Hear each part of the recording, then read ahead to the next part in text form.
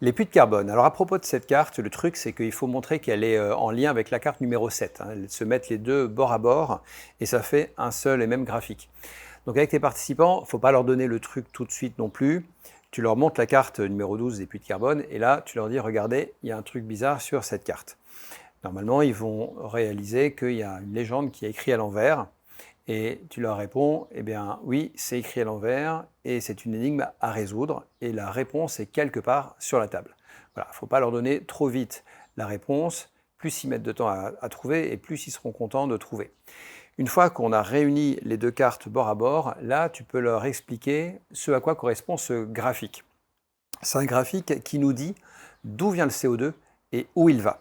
Et c'est pour ça que les deux enveloppes sont symétriques parce que chaque année, le CO2 émis par l'homme doit forcément aller quelque part. Donc soit il est pris par les puits de carbone, soit il reste dans l'atmosphère, mais en tout cas, il va forcément quelque part. Ça, c'est le principe de conservation de la matière. Rien ne se crée, rien ne se perd. Le CO2 va forcément à un endroit. Donc on va commencer par la photosynthèse. Ce qu'il faut savoir, c'est que dans une forêt à l'équilibre, il n'y a pas d'absorption de CO2. Une forêt mature, il y a autant de CO2 qui est absorbé par la photosynthèse que de CO2 qui est relâché par les arbres qui poussent, et qui tombent et qui pourrissent. Toutes les feuilles qui tombent, toute la dégradation de la matière organique dans la forêt émet autant de CO2 que le CO2 qui est absorbé. Par contre, si on augmente la quantité de CO2 dans l'atmosphère, là, les arbres vont en absorber plus. Donc les forêts du monde sont devenues des puits de carbone parce que la concentration dans l'air en CO2 a augmenté. Et cette absorption, elle est proportionnelle à cette augmentation de concentration.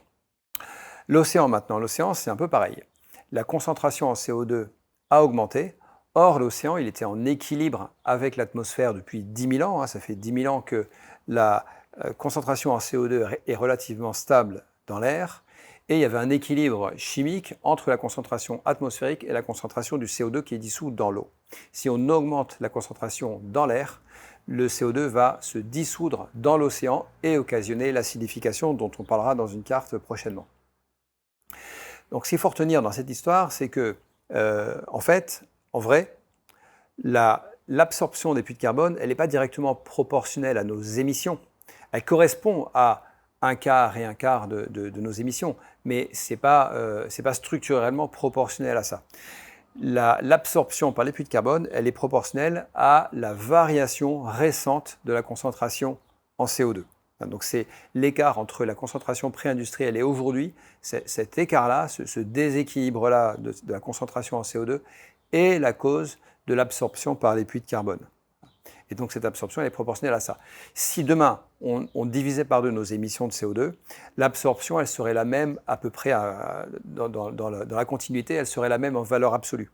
Ce qui veut dire que si demain on divise par deux nos émissions de CO2, l'océan et l'atmosphère vont absorber l'intégralité de nos émissions. Donc en valeur absolue ce serait la même chose et en valeur relative par rapport à nos émissions ce serait différent. Voilà. Sinon, les chiffres que j'ai décidé de mettre sur la carte, c'est des chiffres arrondis. Et toi, en tant qu'animateur, c'est important que tu connaisses les vrais chiffres. Donc en vrai, l'océan, il absorbe 26% de nos émissions et la photosynthèse, plutôt 29%. Donc en vrai, l'ensemble des deux puits de carbone absorbe un peu plus que la moitié de nos émissions.